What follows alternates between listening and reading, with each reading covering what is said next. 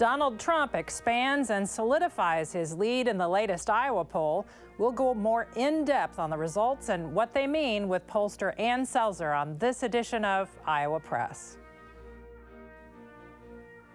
Funding for Iowa Press was provided by Friends, the Iowa PBS Foundation, the Associated General Contractors of Iowa, the public's partner in building Iowa's highway, bridge, and municipal utility infrastructure. Elite Casino Resorts is rooted in Iowa. Elite was founded 30 years ago in Dubuque and owned by 1,200 Iowans from more than 45 counties. With resorts in Riverside, Davenport, and Larchwood, Iowa, Elite is committed to the communities we serve. Across Iowa, hundreds of neighborhood banks strive to serve their communities, provide jobs, and help local businesses. Iowa banks are proud to back the life you build. Learn more at iowabankers.com.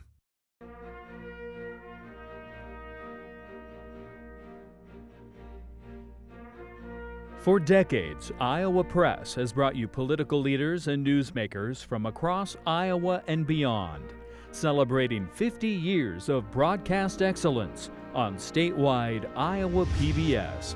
This is the Friday, December 15th edition of Iowa Press. Here is Kay Henderson. You, like me, may have been up at 5 a.m. on Monday to learn the results of the latest Des Moines Register, NBC News, Mediacom poll on the Iowa caucus race. Today, our guest is Ann Selzer. She is the Iowa poll. She's the president of Selzer and a company here in the Des Moines Metro, and she's here to give us the full briefing on what those numbers mean, say, etc. Welcome back to Iowa Press. It's always a pleasure to be here. Thank you, Kay. Also joining us are Brianne Pfannenstiel. She is the author of the Des Moines Register story about the poll. She's the chief politics reporter for the Des Moines Register. And Erin Murphy is the Des Moines bureau chief for the Gazette in Cedar Rapids. So as the outsider here, I'll start. This latest poll, Ann, had a historic margin at the top. Is this race over? You will never find me saying that the race is over. I have seen enough to know not to say that. Things happen in the final 2 weeks, right ahead of caucuses, that couldn't be predicted sitting here at a table in December, a full month ahead of that. So I would never say never. However, symbolically, for a candidate to break the 50% mark, that is symbolically important. That means a majority of likely Republican caucus goers are supporting Donald Trump. And algebraically, it's important as well, because that means there's not a lot of percentage points left over for other candidates, certainly multiple candidates, to be able to come close. We'll get to some of those things too. You mentioned, we've seen it historically, right? And I think Brianne has written about this, that there is evidence of past caucus cycles of polling being in one place in December and big changes in the last month, right? Indeed. The one that comes most to mind was Rick Santorum, who had never been in double digits. He was hanging in there at 4%, 5%, and so on. The first night that we were in the field for the final poll, he got 10%, maybe it was 11%. And I remarked, oh my gosh, Santorum is in double digits. And then the next night it was higher, and the next night it was higher, and the next night it was higher. And the trajectory had him really honing in on Mitt Romney, who he eventually defeated on caucus night. So from nothing to winner, we've seen it. And that's why you say never say never. That's why I never say never. And some of the top lines in this poll, Donald Trump is ahead with 51%. Ron DeSantis is in second place with 19%, Nikki Haley at 16%. Everyone else kind of trailing in the low single digits. But one number kind of beyond the top lines that we found really striking in this poll was the percentage of first-time caucus goers and kind of where they're landing. Yes. Can you talk about what we're seeing with those types of caucus goers and why that's meaningful? It's especially meaningful because of what we have seen, again, in past caucuses. So Donald Trump is excelling with first-time caucus goers. So he's 51% overall. He gets 63% of first-time caucus goers. He does even better with first-time caucus goers. And what's meaningful is the idea that he was going to get what he got. And there wasn't, he had reached a ceiling, a word I never use except when quoting others. And so, you know, what the idea would be, and I've said this when doing briefings, is if that's his wedge of the pie, you need to make a bigger pie. You need to go find people so that his wedge stays, it's the same area. I've got lots of math references today. The geometry is, it's got the same area, but you make a bigger pie, so proportionately it's a smaller piece. Well, it turns out, perhaps, that Donald Trump is the one who has gone out and found new first-time caucus goers. Can you look at the tea leaves from your data and give us an idea what turnout might be? Because we're all sort of curious as to whether this will be a record. We've heard Governor Kim Reynolds on the stump out campaigning in Iowa say, I want this to be a record turnout. Can you tell? Not really, okay. And we're not really designed to do that. I can tell you that our incidence rate for the phone calls, and we're calling everybody who is on the list of registered voters from the Secretary of State's office. So we're not cutting that down to just Republicans, which some polls do. Mm-hmm. If you're on the list, you're in our sample to be called. And it's about a 5% incidence. And it's really hard, you know, if it were 4, if it were 6, that's going to be a dramatic difference. So I don't try to say any kind of projection. I can report to you that I hear people saying it will be more than 200,000, which would be substantially above the 180,000 from 2016. So let's go back to never say never really quick. If I am in the Ron DeSantis or Nikki Haley campaign offices and I'm poring over these latest results, what is in there that gives me hope or optimism, if anything? Ooh, that gives you hope. Let's see. For Ron DeSantis, he inched up 3 percentage points. He'd been tied with Nikki Haley at 16. He's now at 19, as Brianne said. I think that's the one bit of good news for him. His overall footprint, that's first choice, second choice, or if not actively considering, didn't change. So he's not getting any more traction on that one. But he didn't lose anything. Nikki Haley, on the other hand, this was not a good poll for her. And especially in the context of the national press as well as local pundits saying she's poised and ready to go. And if she was on the launch pad, that rocket did not take off. So she held steady in her first choice votes. The thing I thought was the most telling is that the proportion saying that they felt mildly enthusiastic, that's not great, shucks, rose 20 percentage points. So that's coming from people who had said before they were very enthusiastic, again, just arithmetically. And you've got to think, with all of that hype, that not only did her number not change, but the enthusiasm level dropped. And going back to Donald Trump again, you know, you mentioned that some people tend to say, well, maybe he has a ceiling, and that's not a term that you like to use. But in this poll, you know, we've seen Donald Trump's lead grow over the 3 Iowa polls that we've done so far this year. I mean, what are you seeing in terms of his strength and potential room to grow? He's got a very strong base who are locked in and say their minds will not change. So it's 70% of people who say they're supporting Donald Trump say, my mind is made up.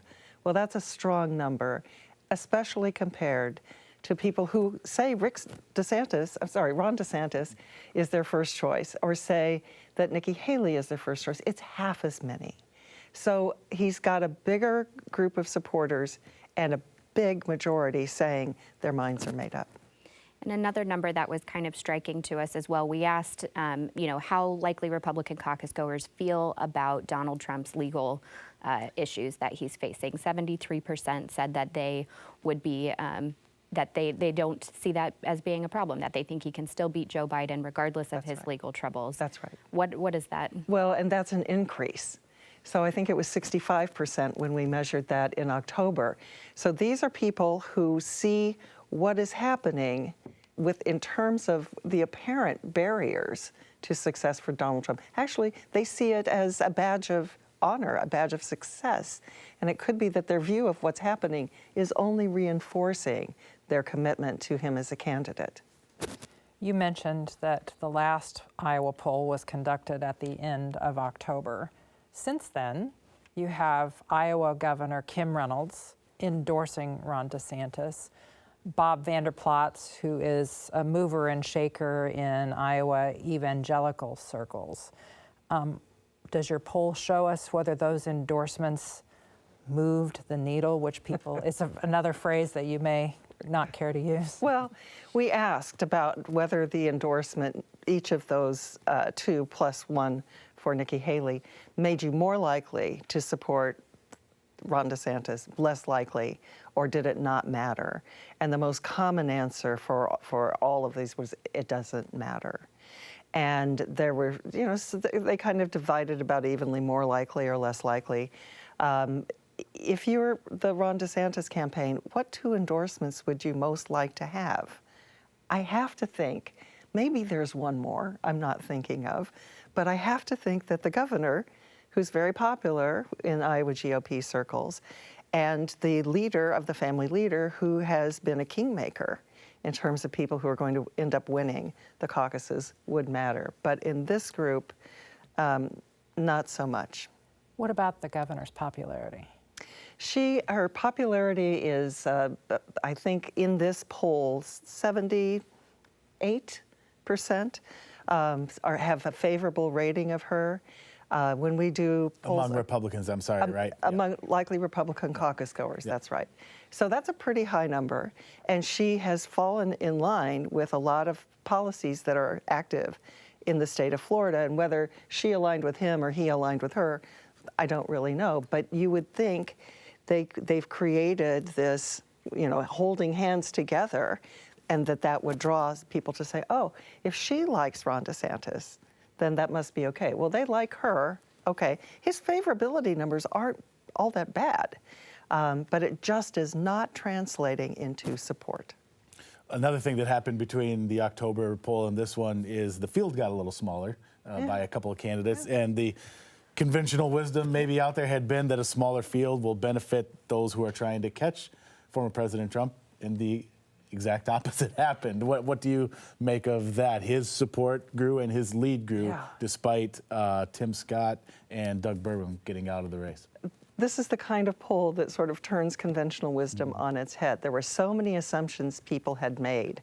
And one was that Nikki Haley was the rocket ship about to launch. And one was that Donald Trump already had everything he was going to have. And the third one was that the fewer candidates in the race, the harder it will be for Donald Trump to win. And so there's, this active encouragement for lesser performing candidates to get out, and some did. And the only candidate to really appear to benefit from that, maybe Ron DeSantis got some from that. We can't tell for sure. But Donald Trump was up 8 percentage points. So the theory that he had all he was going to get and that fewer contenders would be bad for him or good for other candidates, our data says exactly the opposite. Well, and let's talk about independents a little bit, too. They were a really interesting number in our October poll, having a lot of strength for Nikki Haley. And you used the term that I like to bring back, fickle, independents being kind of fickle. But what are we seeing from them in this latest December poll, and what does that mean for our candidates? I think we're seeing the same thing, that they're less likely to support Donald Trump. And I say that with the caveat that it is still a plurality of every demographic group that we take a look at. A plurality is choosing Donald Trump as their first choice.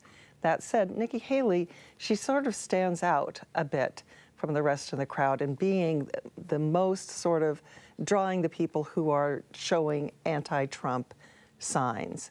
So we had that question we talked about before about whether it would be impossible for Donald Trump to win given his legal challenges. In fact, a majority of Nikki Haley supporters say it would be impossible. So you're drawing from people who are less on the Trump bandwagon, and that makes them more likely to be independents, more likely to see what's happening as not favorable. Another metric that we use in this poll that I think gives a lot of perspective to the field is what we call the footprint metric, where we test first choice, second choice, and then we ask people, who else are you considering? Can you talk about why that's a useful tool, especially as we see candidates moving out of the race? Right. Well, it's a measure of the traction each of the candidates is getting. So a first choice, a second choice, obviously, that's where you want to be. But if you're not getting that, at least you want people to be actively considering you. And the footprint numbers range from a high for Donald Trump, his highest performance yet, and I think that was up 8 or maybe 9 points at 76. So 3 out of 4 likely Republican caucus goers say they're at least considering. It's 67 for Ron DeSantis, 52 for Nikki Haley, and then Ramaswamy is 38, and the others are in single digits. If you're in single digits on your footprint, at least actively considering, it would seem to be an important bit of feedback from there. But Donald Trump, Ron DeSantis was sort of close in past polls, and now there's a sizable lead that he's holding there. Can I go back real quick to the, I thought of a follow-up question on the first-timers, because that surprises me a little bit that Donald Trump continues to grow in that area. And, you know, if we were sitting here 8 years ago, that makes sense. You know, he was new to the political scene. That was a big part of his appeal, was to people who weren't traditional political followers. That is still happening through a term in the White House, another election, and another caucus season. I'm just curious if you have any thoughts on that, and that he is still growing with people who are new to the political process all these years later. I don't know that I have the ethnographic anthropology explanation for that. What I will say as an observer is the idea that Ron DeSantis would be Trump issues but without the Trump personality. It's not the personality that's problematic, I think. And it is the personality with Ron DeSantis. There's showmanship, there's big rallies, there's sort of the opportunity to feel like you're a part of something that's kind of fun. And I think that's drawing some more people in, and that these Trump supporters who go to these rallies, as I understand it, are getting instructions to go bring your buddies, go bring your friends. Let's make caucus night, you know, beautiful again. For those of us who cover this campaign, there's not a lot of daylight among these candidates in terms of their stand on the issues. What does your polling show you about how issues may be, if at all, motivating voters? I don't think issues were motivating in 2016. I recall on election night, I was on Bloomberg TV, and the reporter next to me turned to me and said, "Okay, it's going to be Trump. What's the agenda?" And I go, we didn't measure any agenda. It was never about agenda. It's been more about the personality. To the extent that we've touched on issues and topics, it always comes down to Trump would be best for the most people. So he wins that plurality contest, and we've tried it a few different ways. So I don't think it's the issues that are differentiating. Wanted to back out a little bit here and talk about just and we've talked about this in the past on this show, the challenges that pollsters face in current times, and getting representative samples and getting people to pick up the phone. Just describe for us a little bit, if you would, how you're able to do that, how you approach that, and how you get enough people to have a sample size to feel confident in putting something out there.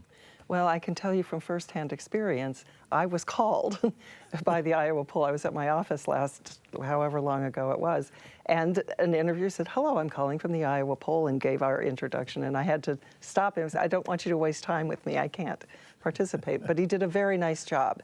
So the way we do it from a sampling perspective is we try to leave out as few people as possible. So as I said, we use the Secretary of State's database. We send it for lookups so that we can get phone numbers matched to people. And we pay no attention as to whether they are considered active by the Secretary of State or not, or whether they participated in the 2022 or 2020 general election. There are some polling operations that would sort of exclude people who didn't appear to be active, but we're calling them all. So, and Iowa has a very high proportion of its residents who are registered to vote if they're eligible to vote. So that gives us some confidence. And then we have a very great phone bank partner, and they are polite and easy, and if you're interested, they kind of make it fun and not a burden. So I can't say that any one of those things is the reason. I think it helps that we're able to say we're calling from the Iowa poll. And it's something that people know, and it's not that we're going to sell them anything. So I think we get a higher response rate just because of who we are and the way we go about it.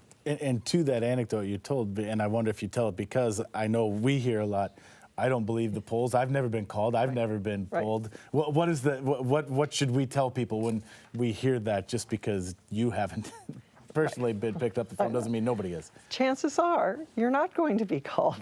So you might have been called and you didn't pick up the phone, or you might have been away when we called you. You don't know. You didn't feel you had an opportunity to participate.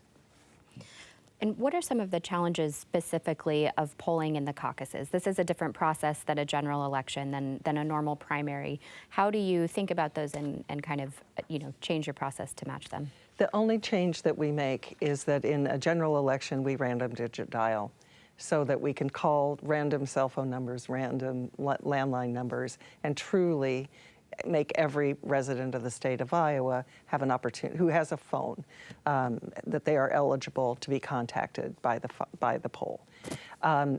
For caucuses, because that incidence is so low, it gives us a little bit of a head start that when we call you, we can call you by name, and that's helpful to us as well. But otherwise, it's a pretty standard way of going. It's just harder. It's just more expensive, because there are far fewer people. It was just 180,000 the last time we had a Republican caucus out of the, 2-point-some million registered voters. So it's a small little universe that we try to go and capture. And for, again, we get a lot of feedback when we write about any kind of polling. But for viewers who are looking at this and saying, well, what if this isn't what happens on caucus night? Are you expecting this poll to hold going into caucus day? And kind of what is the purpose of doing a poll when it's a little bit farther out from the event? Well, let me answer the last one first. The purpose is, where are we now? And I think it's meaningful not only to your viewers and the Des Moines Register readers and NBC News viewers, for people to understand where things are standing in Iowa just now. I think that's vitally important. Do I expect that these numbers will hold? Why would we do any future polling if I went to the clients and said, no need, we're done? And the caucuses are designed for things to change on caucus night. And last time, the Ted Cruz organization knew that and were working the rooms on caucus night. And the Donald Trump organization didn't do its homework, didn't have precinct captains in each of these precincts, and therefore sometimes didn't have anybody to stand up and speak on behalf of the campaign, which is commonly the way it goes on caucus night. So I think our final poll showed that Donald Trump was leading going on into caucus night, and I think it was his to lose, and lose it he did. And I think he lost because he wasn't prepared for caucus night, and I think Ted Cruz campaign was. To those viewers who would like some guidance, can you tell them what to look for in someone else's poll, that they should just toss that one aside? Well, first of all, I encourage them to try, but it's difficult. Even I know where to look, and a lot of the methodology statements get hidden or are inadequate to make that assumption. The main thing I'm going to tell you that distinguishes us from most other polling, not all, there's some very good polls out there that do what I do, which is we don't make assumptions about what that future electorate is going to look like. We let the data, we try to get out of the way of the data showing us. So you'll look and they'll say how they weighted the data, this, that, and the other, and that they include in that who the likely demographics of the 2024 caucus are likely to be. And I go, really? How do you know what that's likely to be? Or they're weighting it based on who they voted for in the 2020 election, or other factors like that. And I call that, or maybe they're only talking to people who've caucused before. And this approach I call polling backward. That if you're creating a model of the future, what are you going to base it on? You're going to base it on what happened in the past. And I know that things can change. So I want to be have my fingers off the data. My dirty fingers, I try to keep them off the data, so it will reveal to me how that's going to go. This past week, former President Trump was lauding this poll. He called you a powerful pollster. I don't see you wearing a T-shirt with that on it. What's your reaction? It's in the work notes. My reaction is people praise polls that they like, and people disparage polls that they don't like. So you can't take anything too seriously. Well, we are out of time on this edition of Iowa Press. Thanks for joining us. It's always a pleasure. Thank you. You may watch every episode of Iowa Press at iowapbs.org. For everyone here at Iowa PBS, thanks for watching.